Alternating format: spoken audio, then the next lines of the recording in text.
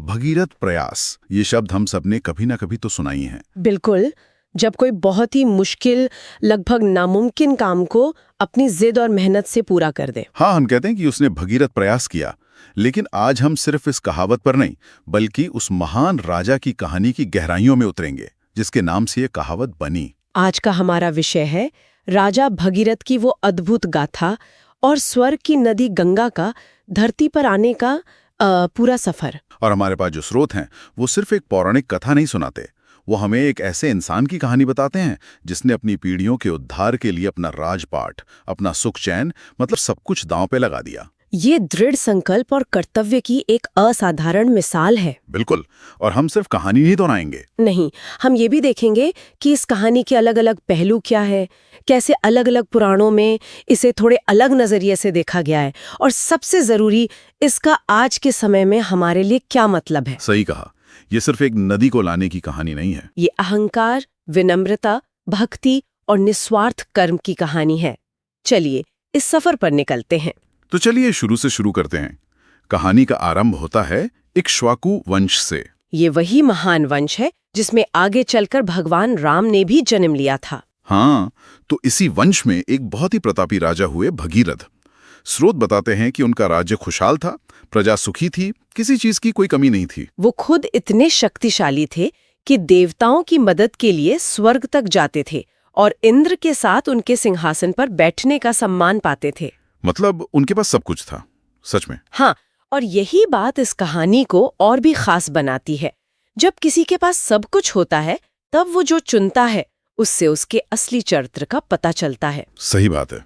इतनी सफलता और सुख के बावजूद भगीरथ के मन में एक गहरा दुख था, एक बोझ, और ये बोझ था उनके पूर्वजों का। हाँ, उनके परदादा राजा सगर के 60,000 बेटे, जो एक श्राप के कारण कपिल मुनि के क्रोध की आग में जलकर राख हो गए थे, और उनकी आत्माएं भटक रही थी। उन्हें मुक्ति नहीं मिली थी, और उनकी मुक्ति का सिर्फ एक ही रास्ता था। एक ही रास्ता, कि स्वर्ग में बहने वाली पवित्र नदी गंगा अगर धरती पर आकर उनकी राख को छू ले तो उनका उद्धार हो सकता है। ये काम भगीरथ से पहले भी उनके दादा और पिता ने करने की कोशिश की थी। उन्होंने सालों तपस्या की, लेकिन वो सफल नहीं हुए। तपस्या करते करते ही उन्होंने अपना शरीर त्याग दिया। तो भगीरथ के सामने एक ऐसा लक्ष्य था जिसमें उनकी पिछली 2 पीढ़ियां, अब सोचिए, नाकाम हो चुकी थीं। कितना ज्यादा दबाव होगा। एक तरफ एक शानदार राज्य जिसे वो और आगे बढ़ा सकते थे, और दूसरी तरफ एक ऐसा काम जो लगभग नामुमकिन माना जा रहा था। लेकिन भगीरथ ने दूसरा रास्ता चुना। उन्होंने अपने मंत्रियों को राजपाट सौंपा और कहा, जब तक मैं अपने पूर्वजों का उद्धार नहीं कर लेता, तब तक मैं वापस नहीं आऊंगा। और वो तपस्या करने के लिए हिमालय की ओर निकल पड़े। ये एक राजा का नहीं, एक बेटे और पोते का अपने कर्तव्य के प्रति समर्पण था। यहाँ से उनकी असल यात्रा शुरू होती है। भगीरथ गोकर्ण तीर्थ पहुंचते हैं और वहां घोर तपस्या शुरू करते हैं। गर्मी, सर्दी, बरसात, हर मौसम में वो अपनी तपस्या में लगे रहे, बिल्कुल अडिग। उनकी तपस्या इतनी शक्तिशाली थी कि कहते हैं स्वर्ग में बैठे ब्रह्मा जी का आसन भी हिल गया। वो भगीरथ के सामने प्रकट हुए। हाँ, और उनकी तपस्या से प्रसन्न होकर उनसे वरदान मांगने को कहा। और यहाँ भगीरथ के चरित्र का एक और पहलू सामने आता है। उन्होंने अपने लिए कुछ नहीं मांगा, कुछ भी नहीं, न कोई राज्य, न कोई शक्ति, न लंबी उम्र। उन्होंने हाथ जोड़कर बस इतना कहा, प्रभु, अगर आप प्रसन्न हैं तो बस इतना कर दीजिए कि गंगा जी धरती पर आ जाएं और उनकी कुछ बूंदें मेरे पितरों की राख पर पड़ जाएं, ताकि उन्हें मुक्ति मिल सके। उद्देश्य पूरी तरह से निस्वार्थ था। बिल्कुल। ब्रह्मा जी उनकी बात सुनकर बहुत प्रभावित हुए। उन्होंने कहा, तथास्तु, गंगा धरती पर जरूर आएंगे। लेकिन फिर उन्होंने एक बहुत बड़ी समस्या बताई, जिसने भगीरथ की चुनौती को और भी बढ़ा दिया। यही कहानी में एक बहुत दिलचस्प मोड़ आता है। ब्रह्मा जी ने समझाया, भगीरथ, गंगा धरती पर आने को तैयार तो है, लेकिन उनका वेग, उनकी रफ्तार, वो इतनी भयानक है कि अगर वो सीधे स्वर्ग से गिरी तो धरती उसे सह नहीं पाएगी। वो धरती को भेद कर सीधे पाताल लोक में चली जाएगी और तुम्हारा सारा प्रयास व्यर्थ हो जाएगा। हाँ, बिल्कुल व्यर्थ हो जाएगा। मतलब एक समस्या सुलझी तो दूसरी उससे भी बड़ी सामने आ खड़ी हुई। तो इसका हल क्या था? ब्रह्मा जी ने कहा, इस ब्रह्मांड में केवल एक ही शक्ति है जो गंगा के इस प्रचंड वेग को धारण कर सकती है। और वो हैं भगवान शिव। बिल्कुल। जाओ और अब उन्हें अपनी तपस्या से प्रसन्न करो। आप सोचिए भगीरथ की हालत। सालों की तपस्या के बाद एक वरदान मिला, पर उसके साथ एक और बड़ी शर्त जुड़ गई। कोई और होता तो शायद हिम्मत हार जाता। सही बात है। लेकिन भगीरथ ने ऐसा नहीं किया। वो फिर से तपस्या में लग गए, इस बार भगवान शिव के लिए। और ये तपस्या पहले से भी ज्यादा कठिन थी। हाँ। पुराणों में वर्णन है कि भगीरथ 1 साल तक अपने पैर के एक अंगूठे पर खड़े रहकर बिना कुछ खाए पिए महादेव की आराधना करते रहे। 1 साल सिर्फ एक अंगूठे पर, ये तो कल्पना से भी परे है। आज के जमाने में तो हम 1 घंटे के लिए बिना फोन के नहीं रह सकते, और वहां एक राजा सब कुछ छोड़कर ऐसी तपस्या कर रहा है। ये सिर्फ शारीरिक तपस्या नहीं थी, ये उनके संकल्प की परीक्षा थी, उनकी इच्छा शक्ति की परीक्षा थी। और अंत में उनकी अटूट भक्ति की जीत हुई। भगवान शंकर प्रसन्न हुए और भगीरथ के सामने प्रकट हुए। उन्होंने कहा, मैं तुम्हारी पितृभक्ति से बहुत प्रसन्न हूं, मैं गंगा को अपने सिर पर धारण करूंगा। भगीरथ को लगा कि अब उनका काम पूरा हो गया, लेकिन कहानी में अभी एक और मोड़ बाकी था। हाँ, यहाँ कहानी और भी रोचक हो जाती है। जब महादेव हिमालय पर गंगा को धारण करने के लिए तैयार खड़े हुए, तो गंगा स्वर्ग से नीचे उतरने लगी। लेकिन गंगा को अपनी शक्ति पर, अपनी गति पर बहुत अभिमान था। बहुत ज्यादा। उन्होंने मन में सोचा, मेरे वेग के सामने ये योगी क्या टिकेंगे, मैं तो इन्हें भी अपने साथ बहाकर पाताल ले जाऊंगी। और अंतर्यामी शिव ने उनके मन की ये बात जान ली। उन्हें गंगा के इस अहंकार पर क्रोध आ गया। उन्होंने सोचा कि धरती पर भेजने से पहले इनका ये अभिमान तोड़ना जरूरी है। तो जैसे ही गंगा पूरे वेग से उनके सिर पर उतरी, शिव ने उन्हें अपनी जटाओं में इस तरह बांध लिया कि गंगा की एक बूंद भी बाहर नहीं निकल सकी। वो शिव की जटाओं में के जाल में ही खो गईं। सारा घमंड चूर चूर हो गया। बिल्कुल। ये तो एक और बड़ी मुसीबत हो गई। गंगा धरती पर तो आई, लेकिन शिव की जटाओं में ही कैद होगी। भगीरथ ने जब ये देखा तो वो फिर से निराश हो गए। उन्हें एक बार फिर प्रार्थना करनी पड़ी। उन्होंने शिव की स्तुति की, उनसे विनती की कि प्रभु, मेरे पूर्वजों के उद्धार के लिए गंगा को मुक्त कर दीजिए। और ये इस कहानी का एक बहुत जरूरी हिस्सा है। ये दिखाता है कि शक्ति अगर बिना विनम्रता के हो तो वो विनाशकारी हो सकती है।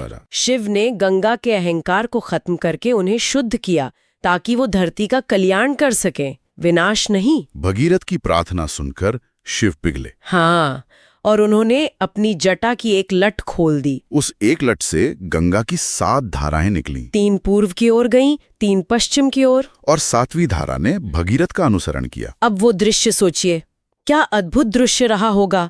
आगे आगे एक दिव्य रथ पर राजा भगीरथ चल रहे थे, और उनके पीछे पीछे स्वर्ग की नदी गंगा कल कल करती हुई बह रही थी। वो जमीन और पहाड़ों को पार करते हुए आखिरकार उस जगह पहुंचे जिसे आज हम गंगा सागर कहते हैं। वहीं पर कपिल मुनि के आश्रम के पास उनके 60,000 पूर्वजों की राख पड़ी थी। और जैसे ही गंगा के पवित्र जल ने उस राख को छुआ, उन सभी आत्माओं को एक दिव्य शरीर मिला और वे स्वर्ग की ओर चली गईं। सैकड़ों सालों का इंतजार खत्म हुआ। भगीरथ का संकल्प पूरा हुआ। लेकिन इस यात्रा के ठीक पहले श्रीमद् भागवत में एक बहुत ही गहरा संवाद मिलता है। हाँ, जो गंगा और भगीरथ के बीच हुआ था, ये इस कहानी को एक नया आयाम देता है। बिल्कुल।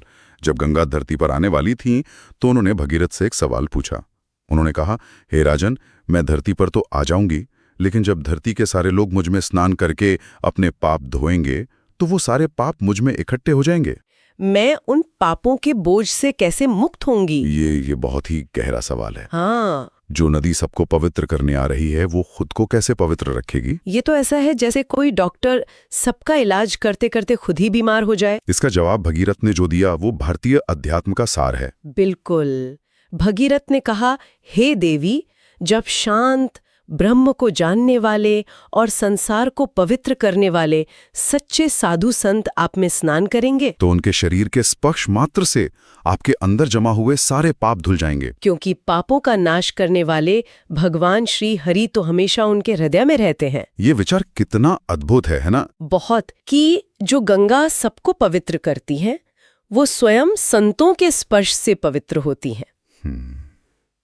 यह हमें बताता है कि असली पवित्रता बाहरी नहीं बल्कि भीतरी होती है। जो लोग अंदर से शुद्ध हैं, जिनकी आत्मा पवित्र है, वो जहां जाते हैं उस जगह को भी पवित्र कर देते हैं। ये इस कहानी का सबसे गहरा आध्यात्मिक संदेश है। अब यहाँ एक और दिलचस्प बात पर आते हैं जो हमारे स्रोतों में मिलती है। वो ये कि अलग अलग पुराणों में इस कहानी के थोड़े अलग अलग रूप मिलते हैं। हाँ बिल्कुल, जैसे देवी भागवत पुराण कहता है कि भगीरथ ने गंगा को लाने के लिए भगवान श्री कृष्ण की आराधना की थी। और बृहनारदीय पुराण के अनुसार उन्होंने भगवान नारायण की पूजा की थी और उन्हीं के वरदान से गंगा धरती पर आई। तो एक जगह ब्रह्मा और शिव का जिक्र है, दूसरी जगह कृष्ण का और तीसरी जगह नारायण का। इससे एक आम इंसान के मन में सवाल उठ सकता है कि भाई असल में हुआ क्या था, कौन सी कहानी सही है? और ये एक जायज सवाल है। हाँ, लेकिन हमारे स्रोतों में इसका एक बहुत ही सुंदर जवाब दिया गया है, कल्प भेद। ये एक बहुत बड़ा आइडिया है। हाँ, कल्प भेद का मतलब है कि समय का चक्र, जिसे कल्प कहते हैं, वो बार बार घूमता है और हर कल्प में घटनाएं थोड़ी अलग तरह से हो सकती हैं, लेकिन उनका मूल सार, उनका संदेश वो वही रहता है। इसका मतलब ये है कि हमें इन कहानियों को एक सख्त ऐतिहासिक रिकॉर्ड की तरह नहीं देखना चाहिए। इनका उद्देश्य तारीखें और तथ्य बताना नहीं है, बल्कि संदेश देना है। हाँ, संदेश ये है कि एक निस्वार्थ भक्त ने, चाहे वो किसी भी रूप में भगवान की पूजा करे, अपनी सच्ची भक्ति और दृढ़ संकल्प से एक असंभव काम को संभव कर दिखाया। भगवान का रूप कोई भी हो, भक्ति का सार एक ही है और उसका फल भी एक ही है। ये कल्प भेद की धारणा हमें सिखाती है कि अलग अलग रास्तों से भी एक ही सत्य तक पहुंचा जा सकता है। बिल्कुल सही। और यही भारतीय दर्शन की खूबसूरती है, अनेकता में एकता को स्वीकार करना। तो भगीरथ ने सिर्फ अपने पितरों का ही उद्धार नहीं किया, उन्होंने गंगा को धरती पर लाकर आने वाली अनगिनत पीढ़ियों का कल्याण किया।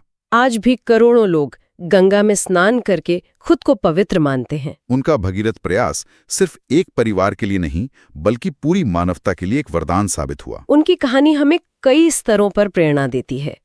पितरों के प्रति भक्ति, अपने लक्ष्य के प्रति अटूट लगन और भगवान में वो अटूट विश्वास। उनकी यात्रा में हर कदम पर बाधाएं थी।